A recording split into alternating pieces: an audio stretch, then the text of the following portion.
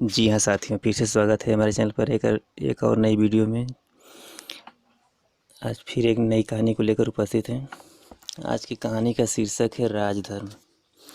ब्रह्मदत्त एक विवेकशील राजा था। वह सत्य असत्य उचित अनुचित का सदा ध्यान रखता था। वह ऐसे व्यक्ति को ढूंढता था जो उनके दोषों को बता सके। प्रशंसा करने वाले तो सभी थे, दोष बताने वाला कोई नहीं मिलता था। अंतःपुर, राज दरबार, नगर के बाहर सभी जगह लोग राजा के गुण का बखान करते थे, पर उसके अवगुण बताने वाला कोई नहीं था। राजा ने सोचा कि जनपद में कोई ऐसा व्यक्ति मिल जाए जो उनके दोष बता सके। अतः वेश बदलकर वह पूरे जनपद में घुमा करते थे, पर वहाँ भी उन्हें अपना गुण ही सुनने को मिलता था, दोष कोई नहीं बताता था। फिर वह घूमता हुआ हिमालय प्रदेश पहुँचा। घने जंगलों और दुर्गम पर्वतों को पार करता हुआ वह सूरत में हिमालय प्रदेश में स्थित बोधिसत्व के आश्रम पर जा पहुंचा। उसने उन्हें श्रद्धापूर्वक प्रणाम किया। बोधिसत्व ने राजा का कुशल क्षेम पूछा, फिर आश्रम में जाकर एक और चुपचाप बैठ गया। बोधिसत्व जंगल से पके गोदे लाकर खाते थे। वे गोदे शक्तिवर्धक और शक्कर के समान मीठे थे। उन्होंने राजा को संबोधित कर कहा, महापुण्य, एक गोदे खाकर पानी पियो। राजा ने गोदे खाए और पानी पिया। उसे गोदे बहुत मधुर और स्वादिष्ट लगे। उसने बोधिसत्व से पूछा, भंते, क्या बात है? ये गोदे बड़े मीठे और स्वादिष्ट हैं। महापुण्य, राजा निश्चय ही धर्मानुसार और न्यायपूर्वक राज करता होगा, उसी से ये इतने मीठे हैं। राजा ने अधार्मिक और अन्यायी होने पर तेल, मधु, शक्कर आदि तथा जंगल के फल फूल बड़ी कड़वे और स्वादहीन हो जाते हैं। केवल यही नहीं, सारा राष्ट्र ओज रहित हो जाता है, दूषित हो जाता है। राजा के धार्मिक और न्यायप्रिय होने पर सभी वस्तुएं मधुर और शक्तिवर्धक होती हैं और सारा राष्ट्र शक्तिशाली तथा ओजस्वी बना रहता है। बनते ऐसा होता होगा। यह कहकर राजा अपना परिचय दिए बिना ही बोधिसत्व को प्रणाम कर अपनी राजधानी लौट आया। उसने सोचा, तपस्वी बोधिसत्व के कथन की परीक्षा ली जाए। तो राजा ने अधर्म और अन्याय से राज करूंगा, यह सोचकर राजा ने सोचा कि देखूंगा कि बोधिसत्व की बात में कितनी सच्चाई है। राजा ने ऐसा ही किया। कुछ समय बीत जाने पर वह फिर बोधिसत्व के आश्रम में पहुंचा और उन्हें प्रणाम कर एक ओर बैठ गया। बोधिसत्व ने फिर पके गोदे दिए। राजा को ये गोदे बड़े कड़वे लगे। राजा ने गोदे थूक दिए और कहा, भंते, ये बड़े कड़वे हैं। महापुण्य, राजा अवश्य अधार्मिक और अन्यायी होगा। राजा के अधार्मिक और अन्यायी होने पर जंगल के फल फूल तथा सभी वस्तुएं नीरस और कड़वी हो जाती हैं, स्वाद रहित हो जाती हैं। यही नहीं, सारा राष्ट्र ओज रहित हो जाता है। राजा के और जिज्ञासा करने पर बोधिसत्व ने कहा, गायों की नदी तैरते समय बैल नेता होता है। यदि टेढ़ा जाता है तो नेता के टेढ़े जाने के कारण सभी गायें टेढ़ी जाती हैं और मार्ग से भटक जाती हैं। इसी प्रकार मनुष्य में भी जो श्रेष्ठ होता है वह नेता माना जाता है। यदि वह टेढ़े मार्ग से जाता है, अधर्म करता है, तो सारी प्रजा कुकर्म पर चलती है और अधर्म करने लगती है। राजा ही नेता होता है। राजा के धर्म विमुख होने पर सारा राज्य दुख को प्राप्त होता है। गायों को नदी पार करते समय यदि बैल नेता सीधा जाता है तो नेता के सीधा जाने के कारण सभी गायें सीधी जाती हैं और नदी पार कर जाती हैं। इसी प्रकार मनुष्य में जो श्रेष्ठ माना जाता है वही नेता माना जाता है। यदि वह धर्म का अनुसरण करता है तो शेष प्रजा भी धर्म का मार्ग अपनाती है। राजा के धार्मिक होने पर सारा राष्ट्र सुख को प्राप्त करता है। बोधिसत्व से शिक्षा प्राप्त कर राजा ने अपना राजा होने का प्रकट दिया और विनय पूर्वक बोला, भंते, मैंने ही पहले गोदों को मीठा कर फिर कड़वा किया, अब फिर उन्हें मीठा करूँगा और कभी उन्हें कड़वा नहीं होने दूंगा। यही मेरा संकल्प व्रत है। बोधिसत्व को प्रणाम कर वह राजधानी लौट आया। वह राज्य धर्म और न्यायपूर्वक राज करने लगे। उनका राज्य फिर धन धान्य से भरपूर हो गया। यहीं पर हमारी कहानी समाप्त होती है। फिर मिलते हैं इसी तरह की मज़ेदार और जानकारीपूर्ण कहानी को लेकर एक और नई वीडियो में। जी हाँ साथियों, फिर से स्वागत है एक और हमारे चैनल पर एक और नई कहानी के साथ। आज की कहानी का शीर्षक है रानी दुर्गावती। रानी दुर्गावती यह एक वीर महिला गोंडवाना के राजा दलपति शाह की पत्नी रानी दुर्गावती थी। दुर्गावती का जन्म 1524 ईस्वी में महोबा में हुआ था। दुर्गावती के पिता महोबा के राजा थे। दुर्गावती को बचपन से ही वीरतापूर्ण एवं साहस भरी कहानियाँ सुनना और पढ़ना अच्छा लगता था। पढ़ाई के साथ साथ दुर्गावती ने घोड़े पर चढ़ना, तीर तलवार चलाना अच्छी तरह सीख लिया था। पिता के साथ वे शासन का कार्य भी देखती थी। विवाह के योग्य अवस्था प्राप्त करने पर उनके पिता ने राजपुताने के राजकुमारों में से योग्य वर की तलाश की, परंतु दुर्गावती गोंडवाना के राजा दलपति शाह की वीरता पर मुग्ध थी। दुर्गावती के पिता अपनी पुत्री का विवाह दलपति शाह से नहीं करना चाहते थे। अंत में दलपति शाह और महोबा के राजा का युद्ध हुआ, जिसमें दलपति शाह विजयी हुए। इस प्रकार दुर्गावती और दलपति शाह का विवाह हुआ। दुर्गावती अपने पति के साथ गढ़मंडल में सुखपूर्वक रहने लगी। इसी बीच दुर्गावती के पिता की मृत्यु हो गई और महोबा तथा कालिंजर पर मुगल सम्राट अकबर का अधिकार हो गया। विवाह के 1 वर्ष पश्चात दुर्गावती के एक पुत्र हुआ, जिसका नाम वीर नारायण रखा गया था। जिस समय वीर नारायण केवल 3 वर्ष का था, दुर्गावती के पति दलपति शाह की मृत्यु हो गई। दुर्गावती के ऊपर तो मानो दुखों का पहाड़ ही टूट पड़ा, परंतु उन्होंने बड़े धैर्य और साहस के साथ इस दुख को सहन किया। दलपति शाह की मृत्यु के बाद उनका पुत्र नारायण गद्दी पर बैठा। रानी दुर्गावती उनकी संरक्षिका बनी और राजकाज स्वयं देखने लगी। वे सदैव प्रजा के सुख दुख का ध्यान रखती थी। चतुर एवं बुद्धिमान मंत्री आधार सिंह की सलाह और सहायता से दुर्गावती ने अपने राज्य की सीमा बढ़ा ली। राज्य के साथ साथ उन्होंने सुसज्जित अस्थायी सेना भी बनाई और अपनी वीरता, उदारता, चतुराई से राजनैतिक एकता स्थापित की। गोंडवाना राज्य शक्तिशाली तथा संपन्न राज्यों में गिना जाने लगा। इससे दुर्गावती की ख्याति फैल गई। दुर्गावती की योग्यता एवं वीरता की प्रशंसा अकबर ने सुनी। उसके दरबारियों ने उसे गोंडवाना को अपने अधीन कर लेने की सलाह दी। उदार हृदय अकबर ने ऐसा करना उचित नहीं समझा, परंतु अधिकारियों के बार बार परामर्श देने पर अकबर तैयार हो गए। उन्होंने आसफ खान नामक सरदार को गोंडवाना के गढ़मंडल पर चढ़ाई करने की आज्ञा दी। आसफ खान ने समझा कि दुर्गावती महिला है, अकबर के प्रताप से भयभीत होकर आत्मसमर्पण कर देगी, परंतु रानी दुर्गावती को अपनी योग्यता, साधन और सैन्य शक्ति पर इतना विश्वास था कि अकबर की सेना से भी भय नहीं था। रानी दुर्गावती के मंत्री ने आसफ खां की सेना और सज्जा को देखकर युद्ध न करने की सलाह दी, परंतु रानी ने कहा, अलंकित जीवन जीने की अपेक्षा सम्मानपूर्वक मर जाना अच्छा है। आसफ खां जैसे साधारण सूबेदार के सामने झुकना लज्जा की बात है। रानी सैनिक के वेश में घोड़े पर सवार होकर निकल पड़ी। रानी को सैनिक वेश में देखकर आसफ खां के होश उड़ गए। रण क्षेत्र में रानी और उनकी सेना उत्साहित होकर शत्रु पर टूट पड़े। देखते ही देखते शत्रु की सेना मैदान छोड़कर भाग निकली। आसफ खां बड़ी कठिनाई से अपने प्राण बचाने में सफल हुआ। आसफ खां की बुरी तरह हार सुनकर अकबर बहुत लज्जित हुए। 1.5 वर्ष बाद उन्होंने पुनः आसफ खां को गढ़मंडल पर आक्रमण करने भेजा।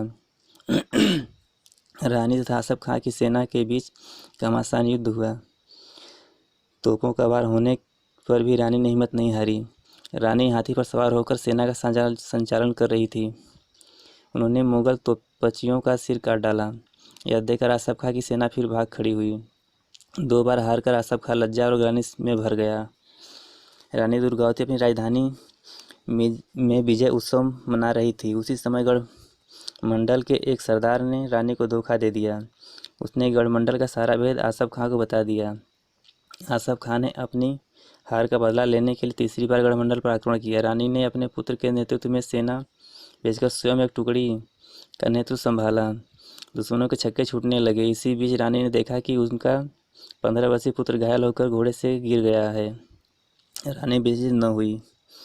उनकी सेना के कुछ वीरों ने वीर नारायण को सुरक्षित स्थान पर पहुंचा दिया और रानी से प्रार्थना की कि वे अगले पुत्र का अंतिम दर्शन कर लें। रानी ने उत्तर दिया, यह समय पुत्र के मिलने का नहीं है।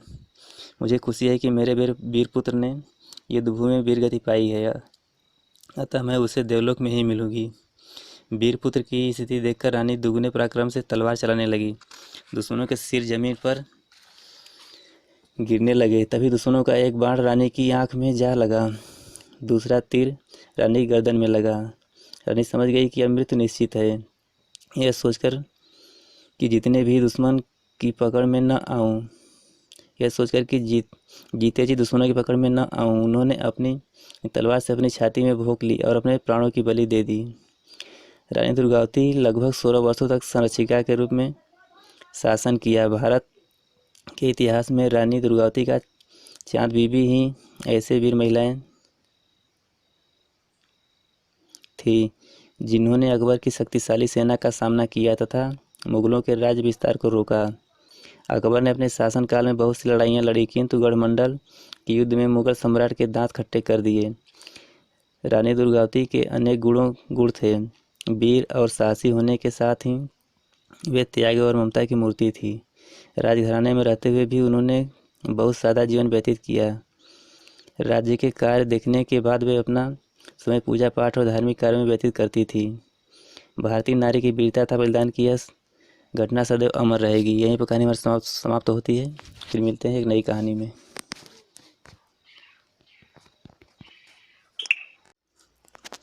जी हाँ साथियों, फिर से स्वागत है हमारे चैनल पर एक और नई वीडियो में। आज हम आपको कहानी जो सुना रहे हैं उसमें आपको ये बताएंगे कि इस जगत में, इस समाज में, इस क्षेत्र में सबसे सुंदर क्या है। इस कहानी को आप सुनेंगे तो आपको समझ में आ जाएगा कि सबसे सुंदर क्या होता है। एक बारहसिंहा झील में पानी पीने पहुंचा। वह जल में अपने शरीर की परछाई को देखकर बहुत प्रसन्न हुआ और आप कहने लगा, ओह भगवान ने मेरा शरीर कितना मनोहर बनाया है। सिर तो मानो सांचे में ही ढाल दिया है। उस पर लंबे लंबे फैले फैले सींग कितने प्यारे, कितना सुंदर जान पड़ते हैं। इसके सिवाय वे मजबूत भी हैं। भला भगवान ने इतने प्यारे, इतने सुंदर, इतने मजबूत सींग और किसी पशु को दिए नहीं हैं। इस उपकार के लिए कहाँ तक भगवान का गीत गाऊं। यह कहते कहते बारहसिंहा की दृष्टि अपने पैरों पर पड़ी। बस उसका रोम रोम दुखी हो उठा। वह ठंडी सांस छोड़ते हुए कहने लगा, परंतु ये पैर कितने लंबे, पतले, सूखे और कितने भद्दे हैं। हाँ भगवान, मैंने तुम्हारा क्या बिगाड़ा जो तुमने एक कुरूप पैर देकर मेरी शोभा, सारी सुंदरता मिट्टी में मिला दी। तभी बारहसिंहा इसी उधेड़-बुन में पड़ा हुआ था कि उसके कानों में शिकारी कुत्ते का स्वर सुनाई पड़ा। आवाज़ सुनते ही बारहसिंहा सारी उधेड़-बुन भूल गया, बस प्राण लेकर भागा। जिस कुरूप पैरों को देखकर वह जल कूद रहा था, उन्हीं पैरों के सहारे वह भागा और इतनी तेजी से भागा कि शिकारी कुत्तों की पकड़ से बहुत आगे निकल गया। परंतु उसी समय बारहसिंहा के लंबे, छितराए और टेढ़े मेढ़े सींग एक पेड़ की झाड़ी में फंसकर रह गए। बारहसिंहा बहुत फड़फड़ाया और जोर लगाकर मर मिटा, परंतु झाड़ियों के फैलाव से छुटकारा न पा सका। इतने में शिकारी कुत्ते दौड़ते दौड़ते उसके पास आ पहुँचे। वे उस पर फूट पड़े और उसका मनोहर शरीर नोचने फाड़ने लगे। अब तो मानो बारहसिंहे की आंखें खुल गई। उसने मरते मरते कहा, मेरी समझ में तो जो पैर लंबे, पतले, सूखे और भद्दे थे, वे ही मेरे प्राण बचाना चाहते थे, परंतु जो सींग बड़े प्यारे, बड़े सुंदर जान पड़ते थे, वे ही मेरे प्राणों के ग्राहक निकले। सच है, प्राणी जिस ओर से निश्चिंत रहता है, बहुधा उसी ओर से धोखा खाता है। यदि मैंने पहले ही समझ लिया होता कि वास्तव में सुंदर तो वह है जो अपने काम आता हो, जो आज तक मुझे इस प्रकार धोखा न खाना पड़ता।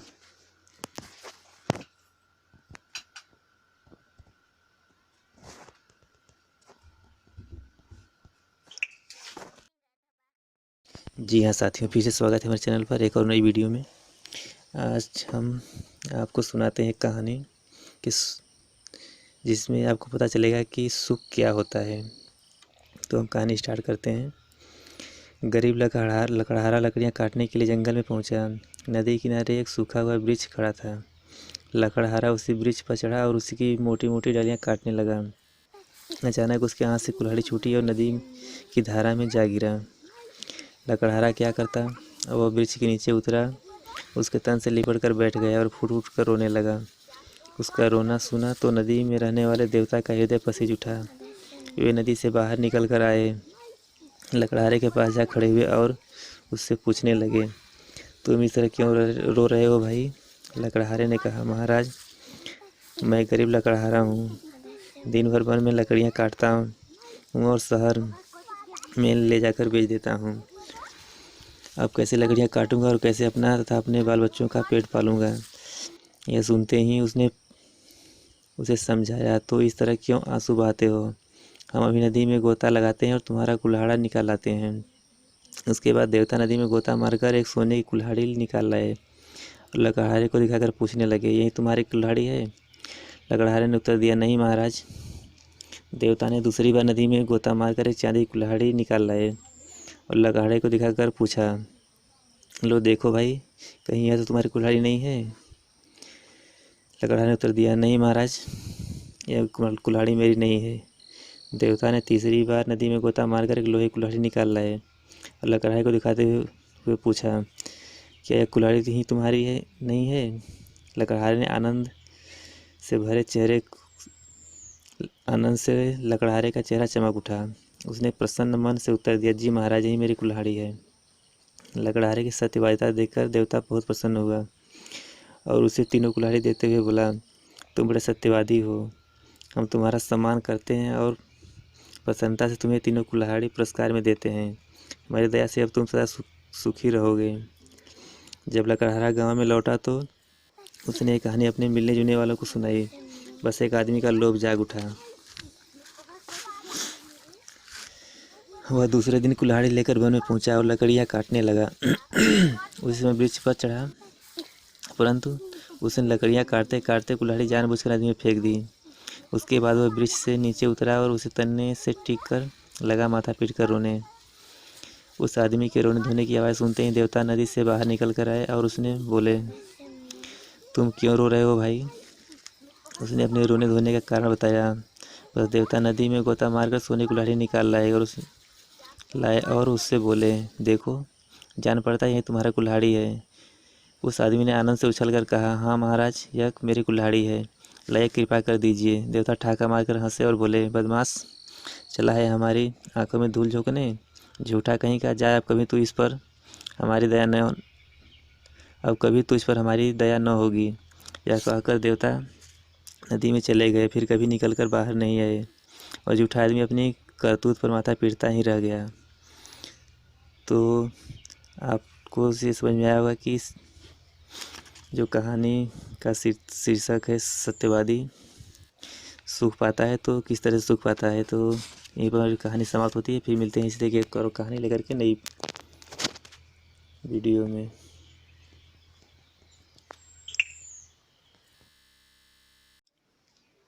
जी हाँ साथियों, फिर से स्वागत है मेरे चैनल पर एक और नई वीडियो में। आज की कहानी का शीर्षक है, पराये भरोसे काम कभी नहीं होता। बात बहुत पहले की है। एक सारसी खेत में घोंसला बनाकर रहती थी और उसी में अपने बच्चों का लालन पालन करती थी। जब खेत की फसल पकने पर आई तब सारसी सोचने लगी, अब खेत में कटाई चलेगी, इसलिए यहाँ रहना और बच्चों को रखना ठीक नहीं। परंतु बच्चों को अभी तक उड़ना नहीं सिखाया है, इसलिए उसने और कुछ दिन खेत में रहने का सोचा और बच्चों से कहा, देखो बच्चों, मैं रोज़ ही घोंसले से बाहर जाती हूँ। अब यहाँ खेत में किसान आएंगे और भली भांति भांति की बातें करेंगे। तुम ध्यान से बातें सुनना और फिर मुझे सुनाना, जिससे मैं समय रहते तुम्हारी भलाई के लिए ठीक ठीक से कुछ काम कर सकूं। एक दिन सारसी घोंसले से बाहर कहीं कीड़े मकोड़े लाने की चली गई। कुछ देर बाद वहाँ खेत में किसान आया। वह पौधे देखते ही बोला, अन्न पक गया है, कटने लायक हो गया है। अच्छा चलूँ पड़ोसियों से कह दूँ, वे आएंगे और किसी दिन काट कर ले जाएंगे। जब सारसी लौटकर घोंसले में आई तो बच्चों ने उसे किसान की सुनी बातें ज्यों की त्यों सुना दी। फिर उसने कहा, बस हमें किसी दूसरी जगह ले चलो, मालूम नहीं किसान कब यहाँ आ धमके और हम लोगों के प्राण संकट में पड़ जाए। सारसी बोली, अभी जरा भी चिंता करने की कोई बात नहीं है। किसान अपने पड़ोसियों के भरोसे है, इसलिए कभी खेत कटने में बहुत देर है। पड़ोसी अपने खेत को काटेंगे या इसका खेत काटने आ जाएंगे। कुछ दिन बाद किसान फिर खेत में आया। उसने पौधे देखते देखते कहा, अन्न तो बिल्कुल पक गया है, परंतु पड़ोसियों ने इसे काटने के लिए अब तक हाथ नहीं लगाया है। उसका उनका भरोसा करना व्यर्थ है। अच्छा, चलूं भैया से कह दूं, शायद वे आएं और इसे काट ले जाएं। अब शाम को सारसी घोंसले में वापस आई तो बच्चे ने उसे किसान की ये बातें भी ज्यों की त्यों सुना दी। फिर उसने कहना शुरू किया, अब तो हम लोगों को आप दूसरी जगह ले ही चलो। अब किसान के भाई खेत काटने आएंगे और हम लोगों के प्राण संकट में पड़ जाएंगे। सारसी उनको समझाने लगी, पागल तो नहीं हो गए हो? चिंता करने की कौन सी बात है? अभी तो वे अपने खेत काटने में लगे हुए हैं, भला वे अपना काम छोड़कर इनका खेत काटने क्यों आने लगे। 2-3 दिन बाद किसान फिर खेत में आया और पीछे पीछे आकर कहने लगा, अब तो अनाज इस तरह पक गया है कि पौधे से टूट टूट कर झड़ने लगा है, परंतु मेरे भाइयों ने इसे काटने के लिए कुछ नहीं किया। यदि यह और देर हो जाएगी तो मुझे बहुत हानि उठानी पड़ेगी, इसलिए अब दूसरों का मुंह ताकना व्यर्थ है। अब मैं अपना काम स्वयं करूँगा और सुबह से ही खेत में काटने में भीड़ जाऊँगा। तो बच्चों आज भी बच्चों ने सारसी को ये सारी कथा सुनाई। फिर उसने आग्रहपूर्वक कहा, माँ अब भी दूसरी जगह चलोगी या यहीं रहोगी, हम लोगों के प्राण संकट में डालोगी? सारसी बोली, हाँ अब चलूँगी, सवेरा होने से पहले ही यह जगह मैं छोड़ दूँगी। अब किसान की समझ में आ गया है कि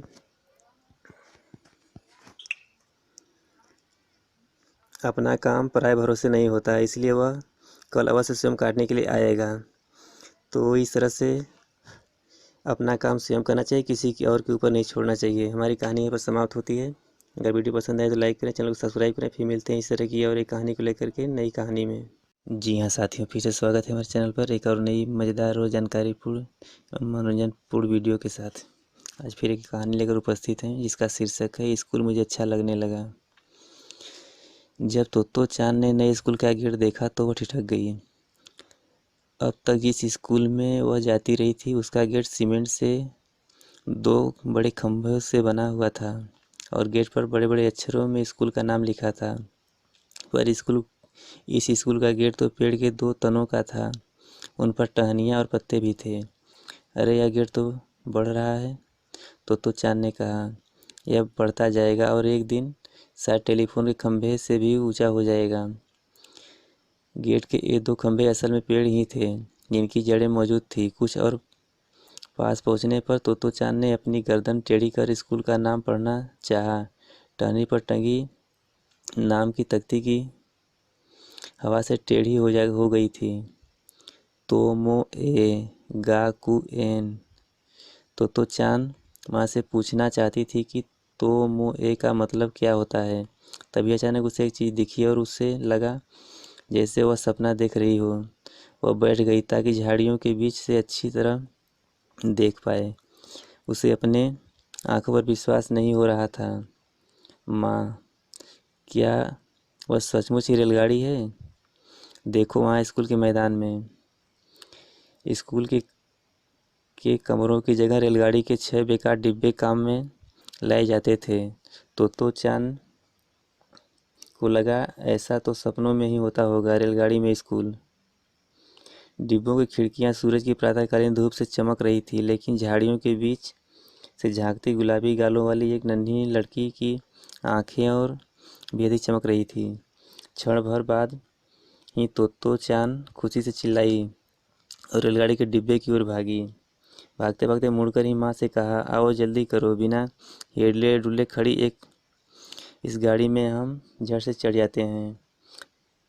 तुम अभी अंदर नहीं जा सकती, माँ ने उसे रोकते हुए कहा। ये कक्षाएं हैं और तुम भी अभी स्कूल में दाखिल तक नहीं हुई हो। अगर सचमुच इस ट्रेन में चढ़ना चाहती हो तो तुम हेडमास्टर जी के सामने कायदे से पेश आना। अब हम उनसे मिलकर जाएंगे। अगर सब कुछ ठीक रहा तो तुम इस स्कूल में आ सकोगी, समझी? माँ ने कहना तो चाहा कि प्रश्न यह नहीं है कि तुम्हें स्कूल अच्छा लगता है या नहीं, बल्कि यह है कि हेडमास्टर जी को तुम अच्छी लगती हो या नहीं। पर उसने कुछ कहा नहीं। माँ ने उसका हाथ थाम लिया और हेडमास्टर जी के दफ्तर की ओर बढ़ने लगी। हेडमास्टर जी का दफ्तर रेलगाड़ी के डिब्बे में ही नहीं था, वह दाहिने हाथ की ओर एक मंजिले भवन में था। वहां पहुंचने के लिए 7 गोलाकार पत्थर की सीढ़ियां चढ़नी होती थी।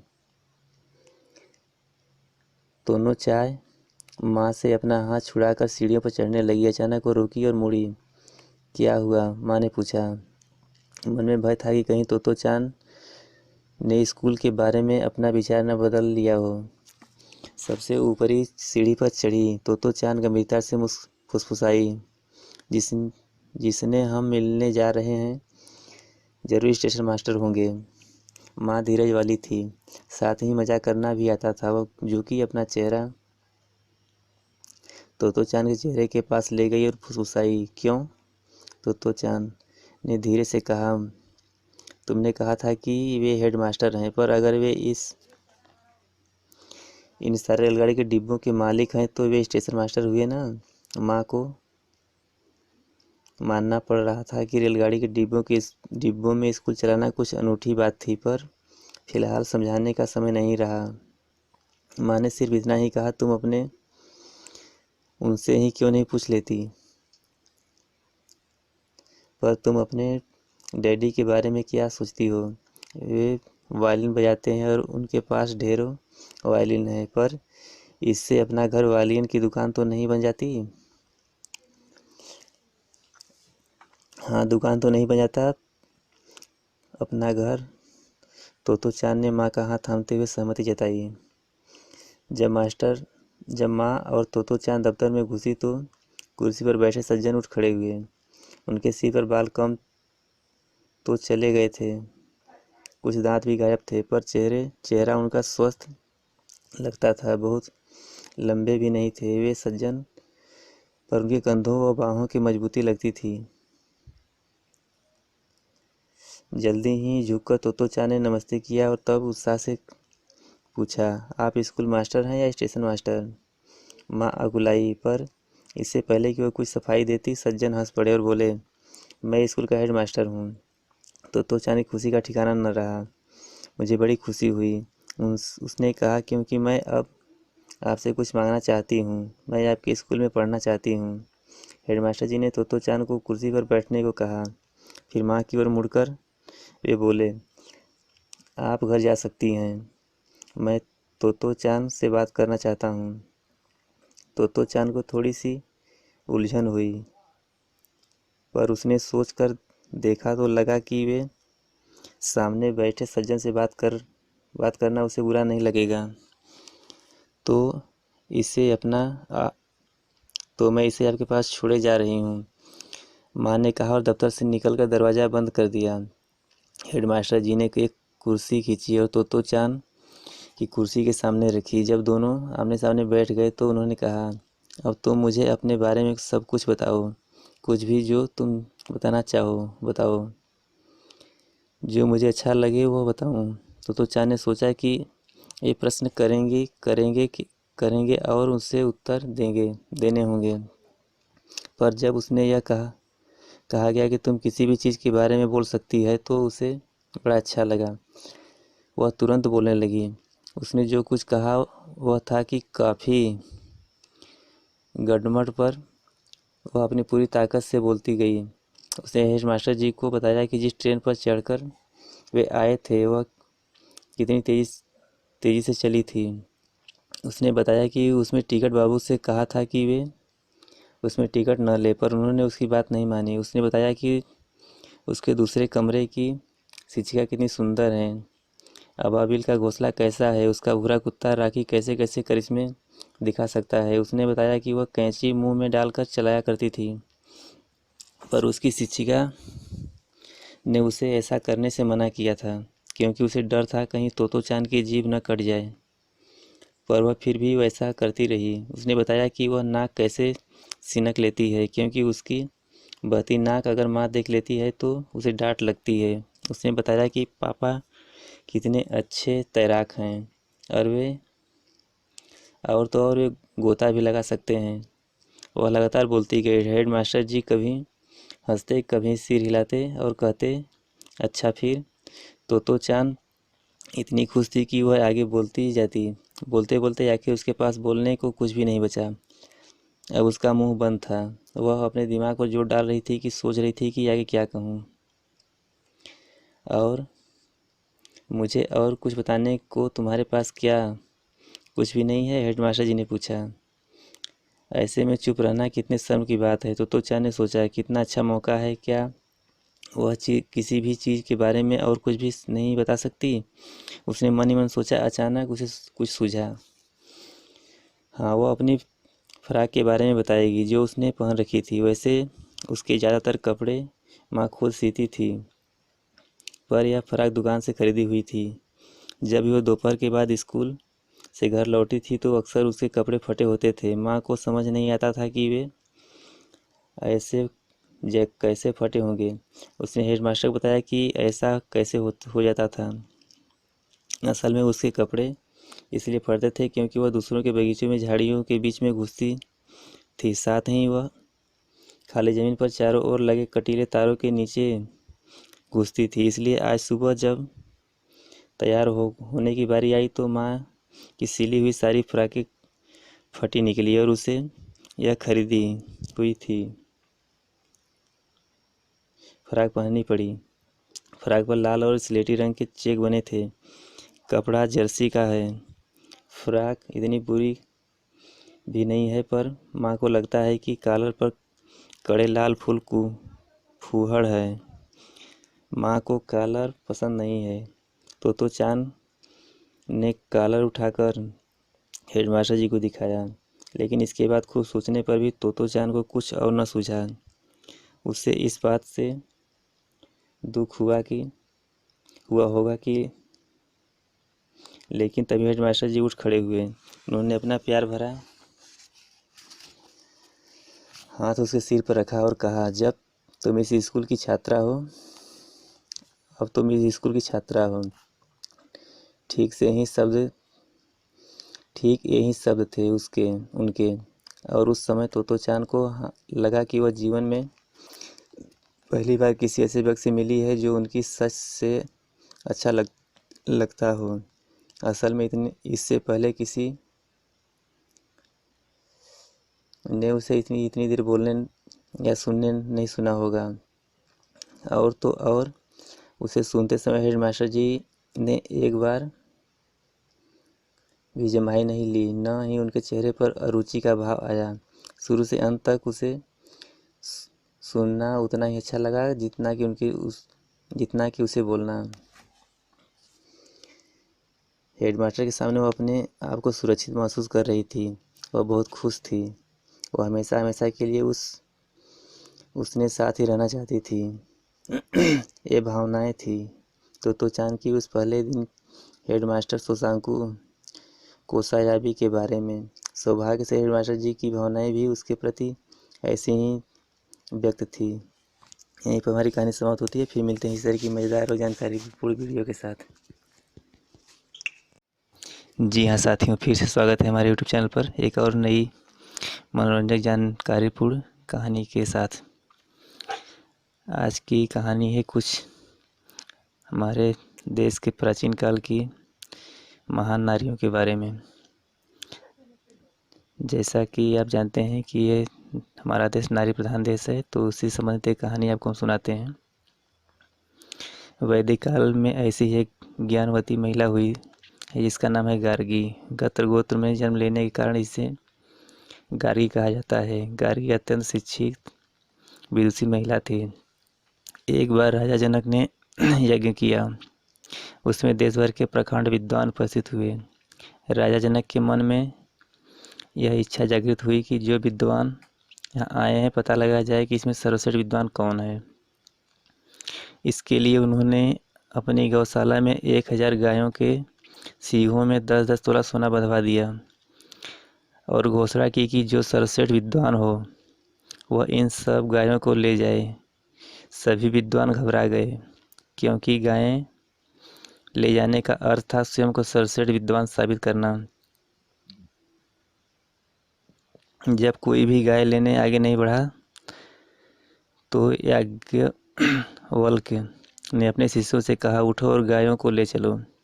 शिष्य गायों को बांधकर ले जाने लगे। इस पर विद्वानों को क्रोध आ गया।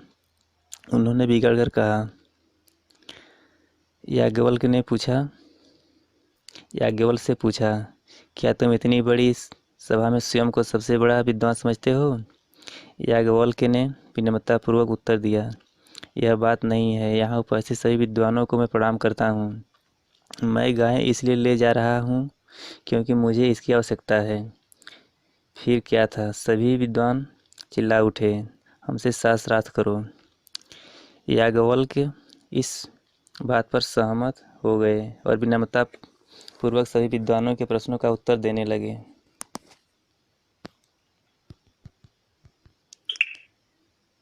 धीरे धीरे सभी विद्वान प्रश्न पूछकर चुप हो गए। अंत में गार्गी ने कहा, राजन, आज्ञा हो तो मैं भी प्रश्न करूं। राजा जनक ने आज्ञा दे दी। गार्गी ने याज्ञवल्क्य से प्रश्न पूछना प्रारंभ कर दिया। गार्गी के प्रश्न अत्यंत पैने तथा गहन अध्ययन पर आधारित थे। प्रश्नों को सुनकर विद्वत मंडली मन ही मन गार्गी के ज्ञान की सराहना करने लगी। अंततः एक प्रश्न ऐसा आया जिस पर याज्ञवल्क्य रुक गए और उत्तर न दे सके, किंतु गार्गी अत्यंत बुद्धिमती थी। वह चाहती थी कि किसी विद्वान का अपमान हो, और वह भी याज्ञवल्क्य जैसे परम विद्वान का। वह नहीं चाहती थी। वह चुप हो गई और भरी सभा में कहा, इस सभा में याज्ञवल्क्य से बड़ा कोई विद्वान नहीं है। इन्हें कोई नहीं हरा सकता। सारी सभा गार्गी की विद्वता और उदारता की मुक्त कंठ से प्रशंसा करने लगी। ज्ञान और उदारता की ऐसी बेजोड़ प्रतिमाएं निश्चय ही हमारे देश का गौरव हैं। अगर वीडियो पसंद आए तो लाइक करें, चैनल को सब्सक्राइब करें। फिर मिलते हैं नेक्स्ट वीडियो में।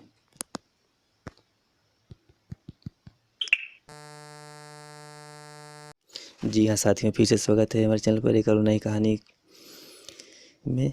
मनोरंजन और जानकारी से परिपूर्ण कहानी को प्रारंभ करते हैं। एक गिद्ध के कुछ बच्चे थे। एक दिन उनको कुछ देर तक भोजन न मिला और वे मारे भूख से बेचैन हो उठे। गिद्ध उनकी भूख मिटाने के लिए जंगल की ओर चला और खाने लायक कोई चीज़ ढूंढने लगा। अचानक उसकी नज़र एक लोमड़ी के एक बच्चे पर पड़ी। वह मन ही मन बोला, आहा, कितना बढ़िया चीज़ है, क्यों न इसे ही ले चलूं। बच्चे खाएंगे तो खुश हो जाएंगे। बस उसने लब से लोमड़ी के बच्चे को अपने पंजों में दबोच लिया। इतने में लोमड़ी भी आ पहुंची। अपने प्यारे बच्चे को मौत के जंगल में देखकर वह बहुत घबराई और रो रो कर गिद्ध से कहने लगी, भैया, यह मेरा इकलौता बच्चा है, मुझे प्राणों से अधिक प्यारा है, दया कर उसे छोड़ दो। यह बच्चा रहेगा तो मैं मरते मरते तुम्हारा उपकार मानूंगी और तुम्हें आशीर्वाद दिया करूंगी। तुम पक्षियों के राजा हो, भला तुम्हें किस चीज़ की कमी है? मेरे बच्चे को छोड़ दो। भैया, मैं तुम्हारे पैर पड़ती हूँ, तुमसे अपने बच्चे के प्राणों की मैं भीख मांगती हूँ। परंतु गिद्ध तो गिद्ध ही था। वो लोमड़ी के रोने व कलपने पर जरा भी न पसीजा और उसके बच्चे को लेकर उड़ चला। लोमड़ी भी चीखती चिल्लाती उसके पीछे पीछे दौड़ी। छोड़ दो भैया, मेरे बच्चे को छोड़ दो भैया। भला गिद्ध कब उसकी सुनने वाला था। उसने लोमड़ी के बच्चे को अपने बच्चों के सामने रख दिया और मज़े से नोच नोच कर चबाकर खाने लगे। अपने प्यारे बच्चे को अपनी आंखों के सामने इस तरह मरते देखकर लोमड़ी क्रोध के मारे आपे से बाहर हो उठी और कड़क कर कहा, बाहर या पापी, इस करनी का ऐसा मजा चखाती हूँ कि जब तक जिएगा तेरी आंखों में आंसू न सूखेंगे। गिद्ध को अपने बल का बड़ा अभिमान था। उसने खिलखिलाकर कहा, हाँ, तू मुझे मजा चखाएगी पगली कहीं की? जा जा, भाग जा। यदि एक थाप जमा दूंगा तो अभी मैं बोल कर रह जाएगी। बता जाती है या नहीं? लोमड़ी ने इधर उधर नज़र डाली। पास की एक जगह आग जल रही थी। उस गिद्ध से बदला चुकाने का उपाय उसे सूझ गया।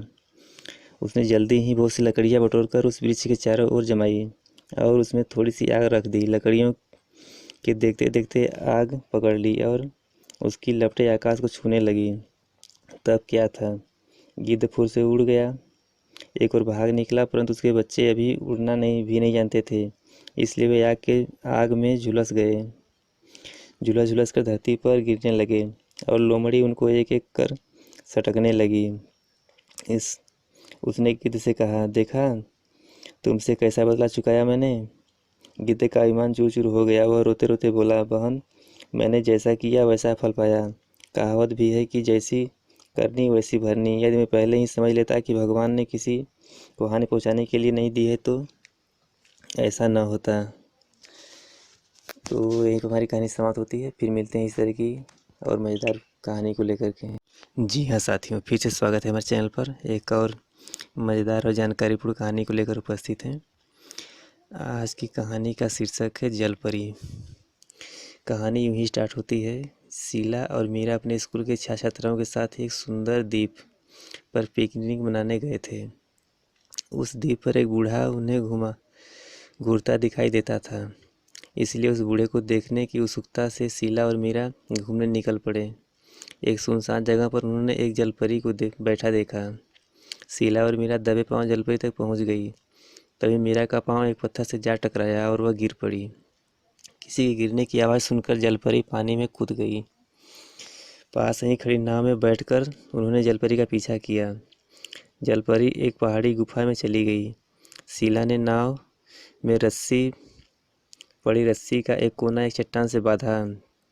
फिर रस्सी को ढील देते हुए वे गुफा में घुस गई। इससे गुफा में खो जाने का खतरा मिट गया था।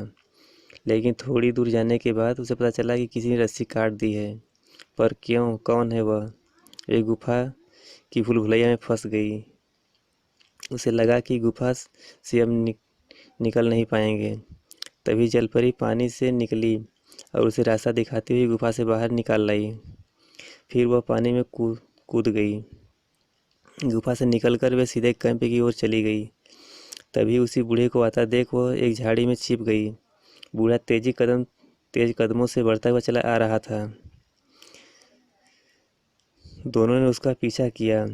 तब वह बूढ़ा एक मकान में चला गया। वे दोनों एक खिड़की के पास बैठ गई और अंदर की बातें सुनने लगी। बूढ़ा अपने साथियों से कह रहा था कि हमें समुद्र से खजाना निकाल लेना चाहिए, परंतु पहले उस जलपरी को मारना होगा। हमें पानी में जाते ही वो हमें मार सकती है। यह सुनकर शीला और मीरा फिर एक जलपरी की खोज में चल पड़ी। तभी उसे जलपरी दिखाई दी। शीला ने अपने भाई को बुला लिया। मोहन गोताखोर की पोशाक पहने हुए था। वह जलपरी के पीछे पानी में कूद गया और वह कैमरे में फोटो उतारने लगा। मोहन को निकलते ही बूढ़े और उसके साथियों ने शीला और मीरा को पकड़ लिया। वे जान गए कि लड़कियों ने खजाने का रहस्य जान लिया है। शीला और मीरा को बांधकर बूढ़े को रखवाली के लिए छोड़कर उसके साथी जलपरी को मारने और खजाना समुद्र से निकालने चले गए। तभी मोहन जाकर उन्हें बचा लिया। मीरा ने सारी बात मोहन को बता दी। तभी तीनों समुद्र की ओर भागे। रास्ते में स्कूल की मिस और लड़कियां मिल गई। वे उनके साथ जलपरी को बचाने चल पड़े। समुद्र के किनारे से पहले देखा कि बदमाश समुद्र से खजाना निकाल रहे थे। जब वे लोग किनारे पर पहुंच आए तो वह उन बदमाशों पर टूट पड़े। थोड़ी देर में उन्होंने उन पर काबू पा लिया। समुद्र से निकले हुए संदूक में सोना भरा था। तब तक न जाने कहां से वहां पुलिस आ गई। जलपरी का भी कहीं पता न था। उसी दिन शाम को स्कूल में एक आदमी जो पुलिस की वर्दी में था और एक लड़की भी आई। और आदमी बोला कि यही तुम्हारी जलपरी है। यह खुफिया विभाग की तरफ से बदमाशों की जासूसी कर रही थी। लोग इसे असली जलपरी समझ रहे थे। गुफा वाली रस्सी भी बूढ़े ने ही काटी थी और तुम सबकी जान यह लड़की ने ही बचाई थी, जो कि जलपरी बनी हुई थी। तो इस तरह से हमारी कहानी यहीं पर समाप्त होती है। फिर मिलते हैं इस तरह की और एक मज़ेदार और जानकारीपूर्ण कहानी को लेकर के।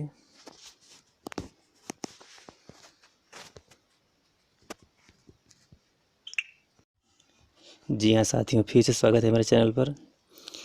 एक और जानकारीपूर्ण कहानी को लेकर मैं उपस्थित हूँ। आज की कहानी का शीर्षक है काल करे सो आज कर।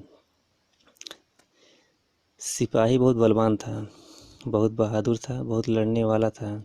उसका घोड़ा भी वैसा ही बलवान, बहादुर और लड़ने का हौसला रखने वाला था। एक दिन सिपाही अपने घोड़े पर बैठकर किसी पहाड़ी रास्ते से जा रहा था। अचानक घोड़े का पैर पत्थर से टकराया और उसकी नाल निकल गई। नाल निकल जाने से घोड़ा को बहुत कष्ट हुआ और वह लंगड़ाकर चलने लगा। सिपाही ने घोड़े का कष्ट तो समझ ही लिया, परंतु उसको विशेष चिंता नहीं की। बस वह उसी सोच में डूबा रहा, मैं नाल बंधवा दूंगा। इस प्रकार आजकल के चक्कर में कई दिन निकलते गए और घोड़े का कष्ट दूर न हुआ। अचानक देश पर शत्रुओं ने आक्रमण कर दिया। राजा की ओर से सिपाही को आज्ञा मिली, बस चला फौरन लड़ाई पर। अब सिपाही क्या करता?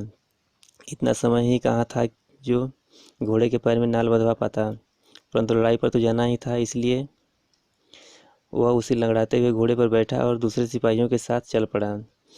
दुर्भाग्यवश घोड़े के दूसरे पैर से भी नाल निकल गई।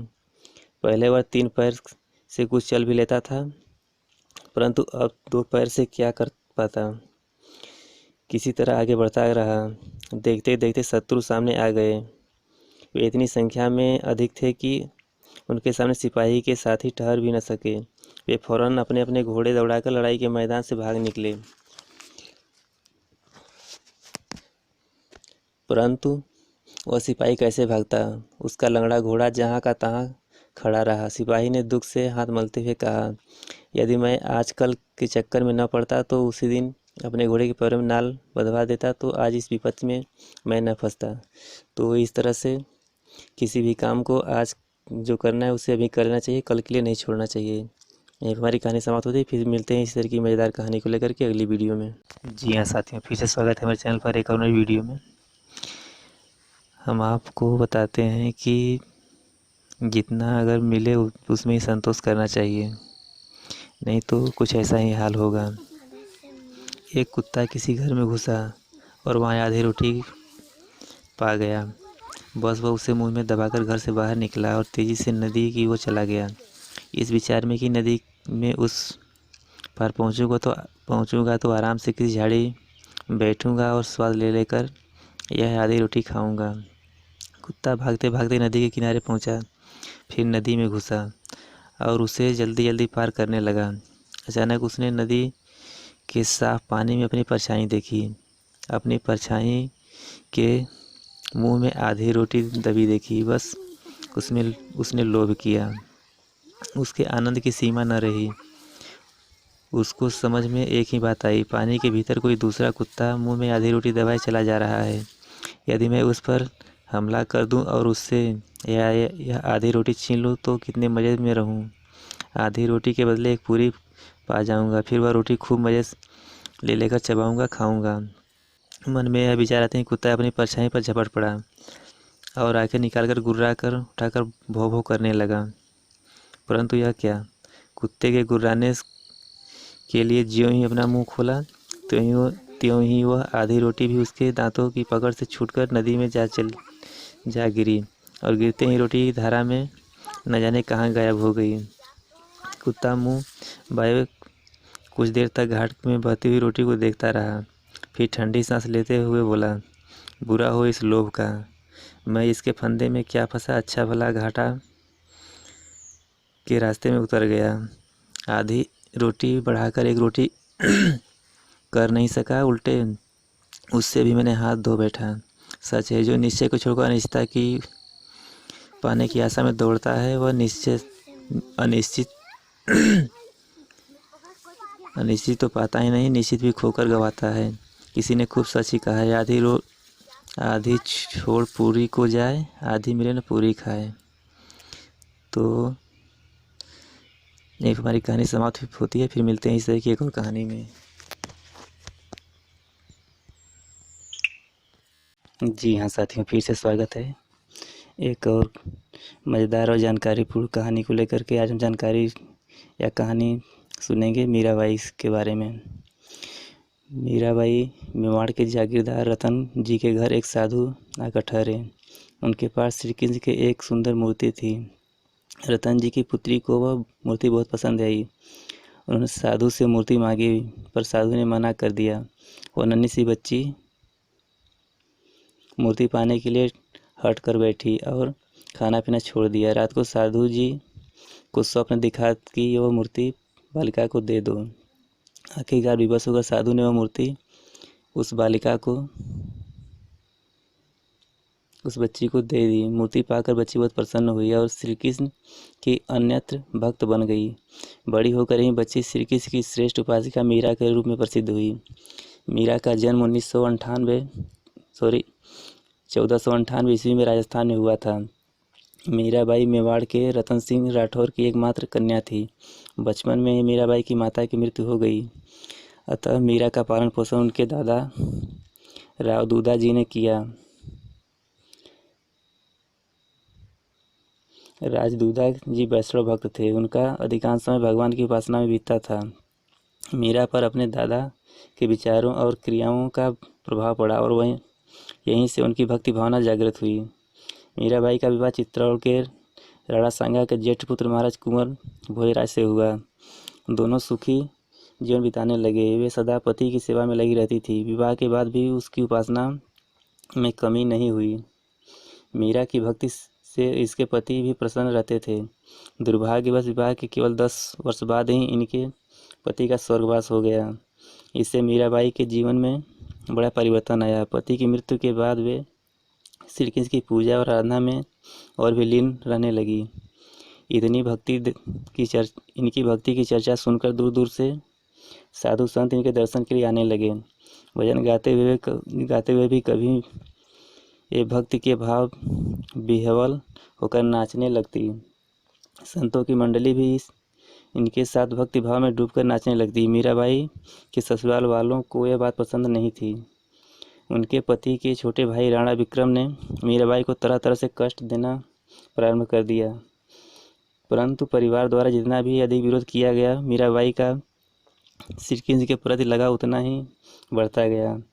मीराबाई के एक पद में ऐसा आभास होता है कि उन्हें जान से मारने के लिए विष भी दिया गया है, परंतु उस विष का कोई प्रभाव न हुआ।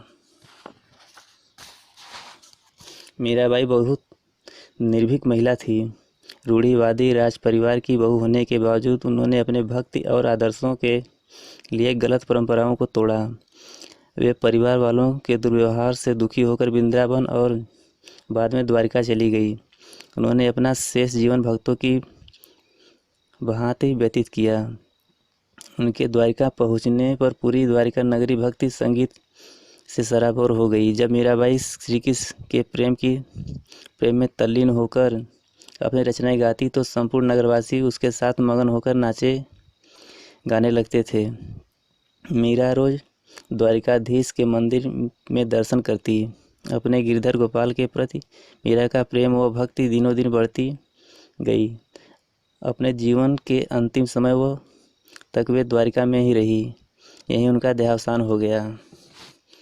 मीरा बाई के अभूतपूर्व काव्य क्षमता थी। उनकी रचनाओं में ब्रज भाषा, राजस्थानी, गुजराती भाषा के शब्द मिलते हैं, परंतु वस्तुतः उन्होंने काव्य रचना करने के उद्देश्य से यह पद नहीं लिखे, बल्कि अपने मन के भावों को सीधे सरल शब्दों में व्यक्त किया है। कहते हैं जो बात हृदय से निकलती है वह हृदय पर सीधा प्रभाव डालती है। यही कारण था कि मीरा के पदों में जन जन को प्रभावित किया और उनके पद हर एक की जुबान पर चढ़ गए। उनके जीवन काल में ही उनकी प्रसिद्धि दूर दूर तक फैल गई थी। मीराबाई ने उस समय के किसी संप्रदाय से संबंध नहीं रखा, बल्कि अपनी निजी साधना को ही प्रधानता दी। मीरा की उपासना माधुर्य भाव की थी। उनका बहुत प्रसिद्ध पद है, मेरे तो गिरधर गोपाल दूसरा न कोई, जाके सिर मोर मुकुट मेरो पति सोई।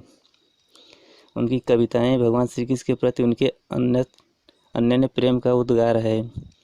मीराबाई की उच्च कोटि की भक्ति साधना से केवल अपना ही कल्याण नहीं किया अपितु समाज, साहित्य और देश का भी कल्याण किया।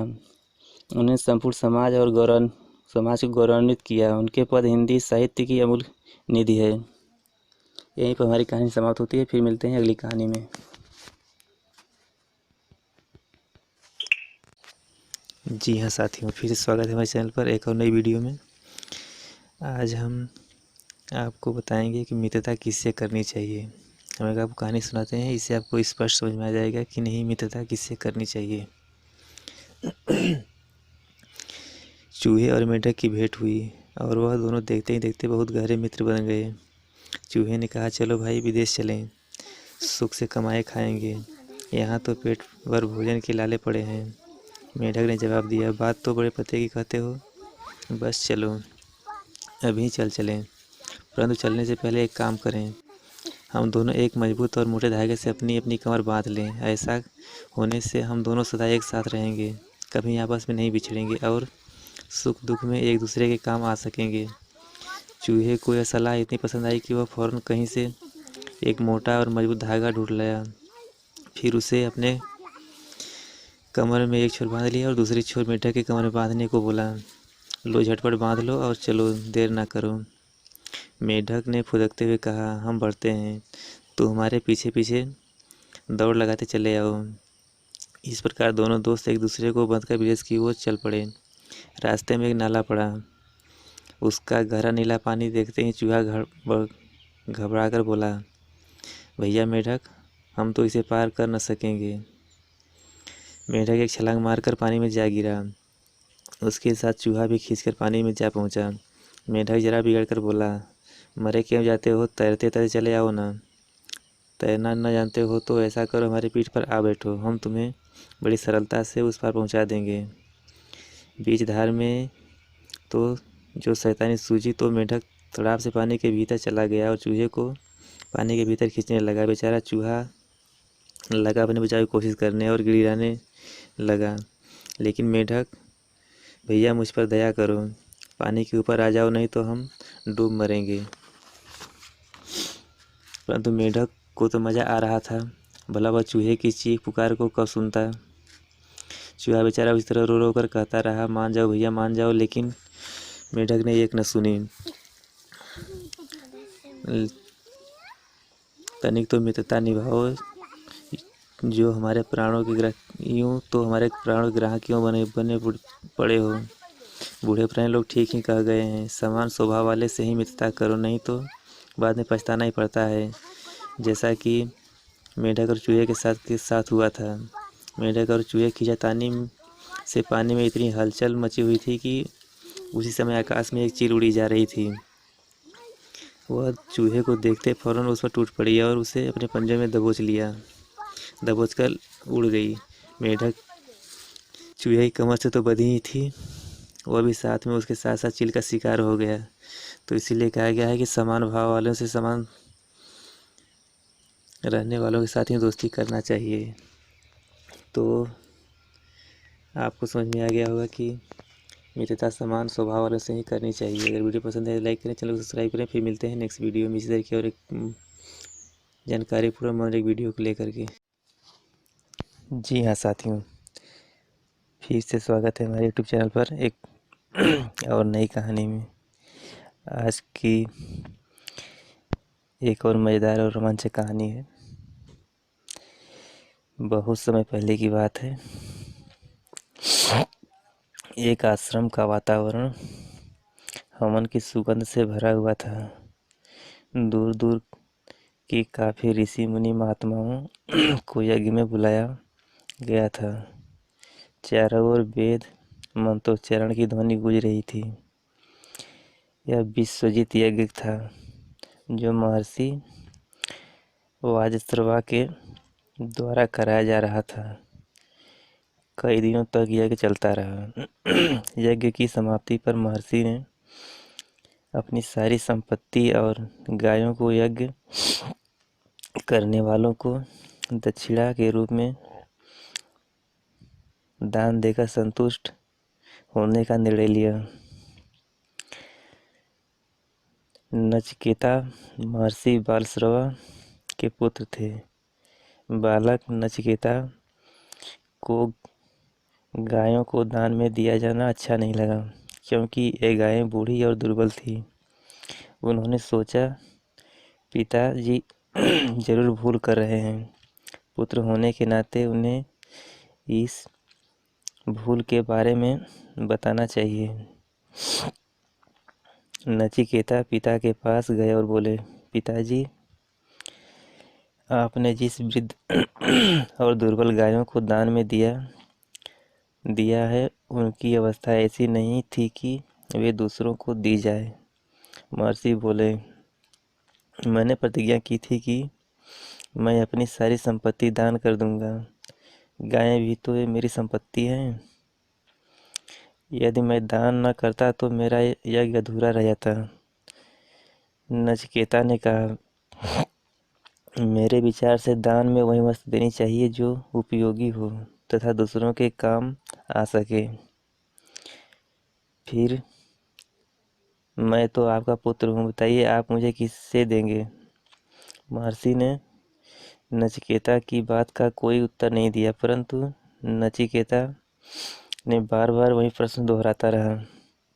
महर्षि को क्रोध आ गया।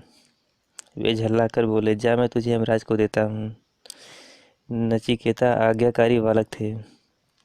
उन्होंने निश्चय किया कि मुझे यमराज के पास जाकर अपने पिता के वचन को सत्य करना है। यदि मैं ऐसा नहीं करूँगा तो भविष्य में मेरे पिताजी अपमान होता रहेगा, सम्मान कभी नहीं होगा। नचिकेता ने अपने पिता से कहा, मैं यमराज के पास जा रहा हूँ, अनुमति दीजिए। महर्षि असमंजस में पड़ गए।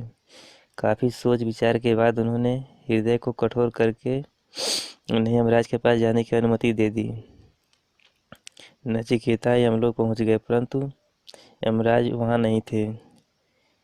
यमराज के दूतों ने देखा कि नचिकेता का जीवन काल अभी पूर्ण नहीं हुआ है, इसलिए उसकी ओर किसी ने ध्यान नहीं दिया।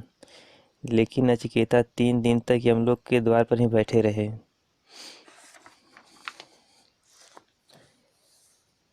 चौथे दिन जब यमराज ने बालक नचिकेता को देखा तो परिचय पूछा।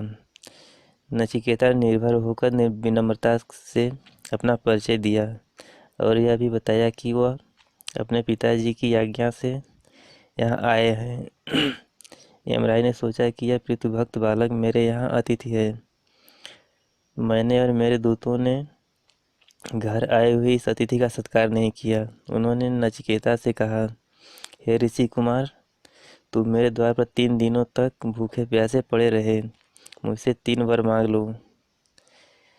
नचिकेता ने यमराज को प्रणाम करके कहा, यदि आप मुझे वरदान देना चाहते हैं तो पहला वरदान यह दीजिए कि मेरे वापस जाने पर मेरे पिता मुझे पहचान ले और उनका क्रोध शांत हो जाए। यमराज ने कहा, तथास्तु, अब दूसरा वर मांगो। नचिकेता ने सोचा, पृथ्वी पर बहुत से दुख हैं, दुख दूर करने का उपाय क्या हो सकता है। इसलिए नचिकेता ने यमराज से दूसरा वरदान मांगा, स्वर्ण मिले किस रीति से मुझको दो यह ज्ञान, मानव के सुख के लिए मांगू यह वरदान। यमराज ने बड़े परिश्रम से यह विद्या नचिकेता को दिखाई। पृथ्वी पर दुख दूर करने के लिए विस्तार से नचिकेता ने ज्ञान प्राप्त किया। बुद्धिमान बालक नचिकेता ने थोड़े ही समय में सब बातें सीख ली।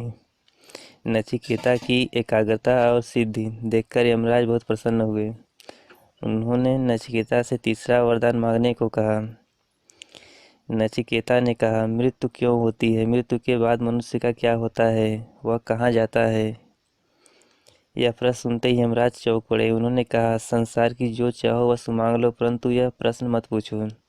किंतु नचिकेता ने कहा, आपने वरदान देने के लिए कहा, अतः मुझे इस रहस्य को अवश्य बताएं।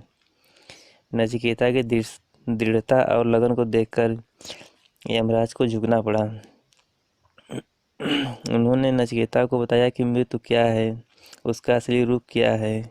यह विषय कठिन है, इसलिए यहाँ पर समझाया नहीं जा सकता है, किंतु इतना कहा जा सकता है कि जिसने पाप नहीं किया, दूसरों को पीड़ा नहीं पहुंचाई, जो सच्चाई की राह पर चला, उसे मृत्यु की पीड़ा नहीं होती, कोई कष्ट नहीं होता। इस प्रकार नचिकेता ने छोटी उम्र में ही अपनी प्रीति भक्ति, दृढ़ता और सच्चाई के बल पर ऐसा ज्ञान प्राप्त कर लिया जो आज तक बड़े बड़े पंडित, ज्ञानी और विद्वान भी नहीं जान सके।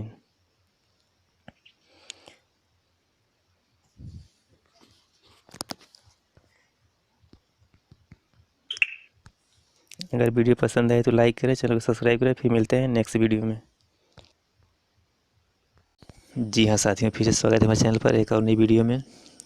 इस कहानी के माध्यम से हम आपको बताएंगे कि कान्हा कब चाहे किसी को दो आंखें हो। तो हम आपको कहानी सुनाते हैं, इससे आपको समझ में आ जाएगा जो कहानी का शीर्षक है। शिकारी ने फंदा लगाया और अचानक एक सियार उसमें फंस गया।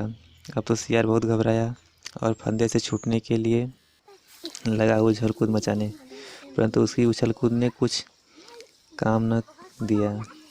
वह फंदे से न छूट सका। इतने में शिकारी आ पहुंचा और सियार को मारने के लिए तैयार हुआ। सियार ने रो रो कर उसे प्रार्थना की, भला मेरे प्राण लेने से आपको क्या फ़ायदा होगा, कृपा कर मुझे छोड़ दीजिए, मैं जिंदा रहूँगा तो आपका उपकार मानूंगा।